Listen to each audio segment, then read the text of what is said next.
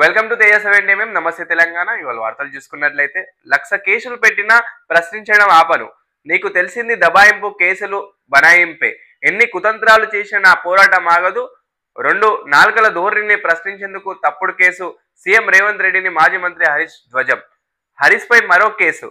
సీఎంకు కొరకరాని కోయగా హరీష్ రావు ప్రభుత్వం తప్పులను ప్రశ్నించేందుకు పగ. వైఫల్యాన్ని ఎత్తి చూపినందుకే కక్ష. అక్రమ కేసులతో బెదిరించే ప్రయత్నం. ఇప్పటికైనా హరీష్ పై 4 కేసులు నమోదు. ఫోన్ ట్యాపింగ్ పై మళ్లీ కేసు పెట్టిన కాంగ్రెస్ నేత. కాంగ్రెస్ సర్కార్ తీరుపై బీఆర్ఎస్ మండిపాటు. విద్యార్థులను పొట్టన పెట్టుకుంటారా గురుకుల్లో మెరుగైన విద్యార్థులు పొట్టున పెట్టుకుంటారా గురుకుల్లో మెరుగైన భోజనం అందించలేరా? పరిశీలనను వెళ్తే స్కూలు గేట్లకు తాళాలు వేస్తారా? బీఆర్ఎస్ రాష్ట్ర నాయకుడు ఆర్ఎస్ ప్రవీణ్ కుమార్ ఫైర్. ఆదర్శ పాఠశాలలో ఫుడ్ పాయిజన్ లో 5గురికి విద్యార్థులకు అస్వస్థత. మరో రైతు ఆత్మహత్య. దిగుబడులు రాక అప్పులు తీర్చలేక మనస్తాపం. వరంగల్ జిల్లాలో ఘటన. రంగసాయక్ నగర్ సాగునీటి కష్టమే. అన్ని ప్రాజెక్టుల కింద 365 టీఎంసీల వాటితో 42 లక్షల ఎకరాలకు నీరు. స్టేట్ లెవెల్ కమిటీ నిర్ణయం.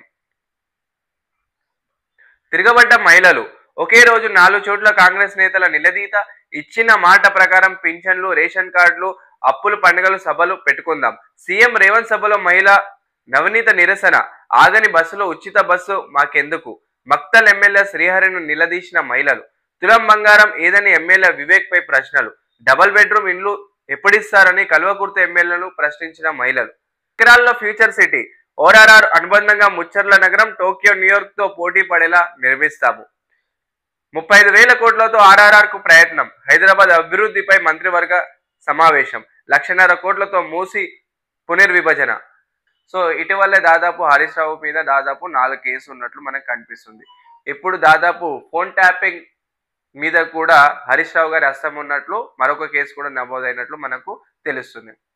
అదేవిధంగా నిన్న జరిగిన రేవంత్ రెడ్డి గారి విజయోత్సవ సభలో రేవంత్ రెడ్డి గారు చాలా అద్భుతంగా మాట్లాడారు. అదేవిధంగా రియల్ ఎస్టేట్ రంగంలో ఉన్న వరకు ఇది ఒక శుభవార్త అనే చెప్పుకోవచ్చు.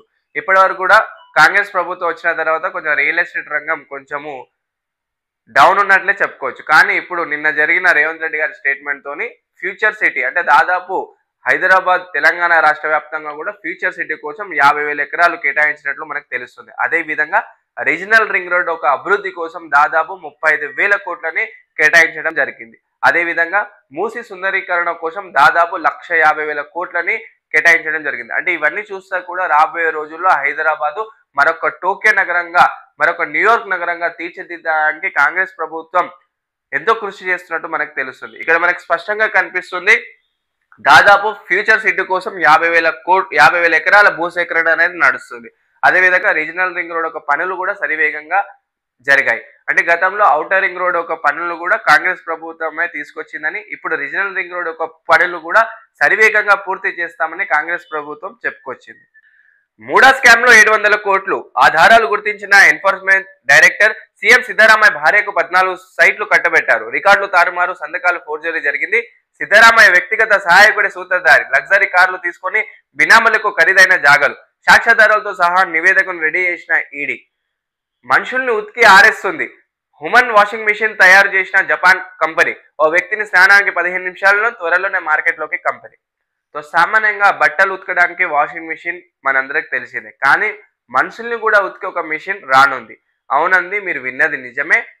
జపాన్ సంబంధించిన సైంటిస్టులు మనుషుల్ని కూడా ఉతికి ఆరేసే ఒక అద్భుతమైన యంత్రాన్ని కనుక్కోవడం జరిగింది. దీంతో దాదాపు మనిషి కేవలం 15 నిమిషాలని తన బాతింగ్ ప్రక్రియని పూర్తి చేసుకొని బయటపడవచ్చు. అలాంటి యంత్రాన్ని జపాన్ సంబంధించిన శాస్త్రవేత్తలు కనుక్కోవడం జరిగింది. హై రిస్క్ ఫుడ్ లో వాటర్ బాటిల్స్. ఎఫ్ఎస్ఎస్ఐ నిర్ణయం లోతైన తనిఖీల కోసమే. తాగునీటి ద్వారా వ్యాధులు ప్రబలుతున్న నేపథ్యంలో భారత ఆహార భద్రత ప్రమాణాల నియంత్రణ సంస్థ ఎఫ్ఎస్ఎస్ఐ కీలక నిర్ణయం తీసుకుంది. ప్లాస్టిక్ క్యాన్స్, బాటిల్స్ అమ్మే ప్యాకెట్లపై నిషేధించింది. సో సామాన్యంగా చూసుకున్నట్లయితే మనం బయటికి వెళ్ళినప్పుడు మొట్టమొదటిగా తాగునీటి కోసం ప్లాస్టిక్ బాటిల్ని వాడతాం, కానీ అది హై రిస్క్ ఫుడ్ కేటగిరీలో వస్తుందని చెప్పి ఎఫ్ఎస్ఎస్ఐ వాళ్ళు కీలక నిర్ణయం తీసుకోవడం జరిగింది. అయితే దాదాపు కొన్ని వాటర్ బాటిల్స్ వల్ల దాదాపు భయంకరమైన వ్యాధులు వస్తున్నాయని చెప్పేసి ఈ వాటర్ బాటిల్ని అతి భయంకరమైన హై రిస్క్ ఫుడ్ కేటగిరీలో పెట్టడం జరిగింది. అదే విధంగా పలు పాల ప్యాకెట్లు కావచ్చు, నీళ్ళ ప్యాకెట్లు కావచ్చు, ఫుడ్ కేటగిరీలో చికెన్ కావచ్చు, మటన్ కావచ్చు, కోడిగుడ్లు కావచ్చు, ఇవన్నీ కూడా ప్లాస్టిక్ సంబంధించిన ప్యాకెట్‌లో మీరు వాడినట్లయితే దీనివల్ల అతి భయంకరమైన వ్యాధులు వస్తాయని